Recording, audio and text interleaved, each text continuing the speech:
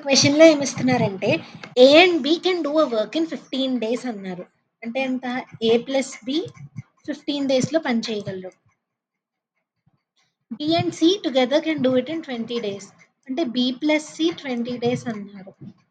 And B alone can do it in 60 days అన్నారు. So మనం first స్టెప్‌లో ఏం చేయాలి? ఎల్‌సీఎం కనుక్కోవాలి. ఏ నంబర్స్‌కి? 15కి, 20కి, 60కి. LCM will be 60. అంటే మనకి టోటల్ 60 యూనిట్స్ వర్క్ ఉన్నట్లు. ఇప్పుడు వర్క్ పర్ డే చూస్తే ఫస్ట్ ఏ ప్లస్ బి ఎంత అవుతుంది? 60/15 which will B 4. B plus సిది 60/20 విచ్ విల్ బి 3. బి ఒకటే అనుకుంటే 60/60 which will be 1 units per day. ఇంత వర్క్ ని పర్ డేకి చేయగలరు అని.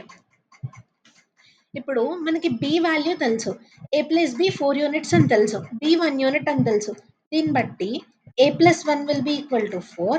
So A will be 3 units per day and then B plus C will be 20. అంటే ఏంటి? 1 ప్లస్ సి ఈక్వల్ టు 3. 20 కాదు 3 యూనిట్స్ పర్ డేది. That employees C will be 2 units per day. మన క్వెషన్లో ఏమడిగారు? In what time will A and C do it together? So A plus C per day ఎంత work అవుతుంది? 5 units per day A plus C చేస్తున్న work. కానీ మనకి total work ఎంత ఉంది? 60. వాళ్ళు పర్ డే ఎంత చేయగలరు? 5 యూనిట్స్. అంటే ఎంత అవుతుంది? 5 12. సో టోటల్ 12 డేస్‌లో A and C can complete the work.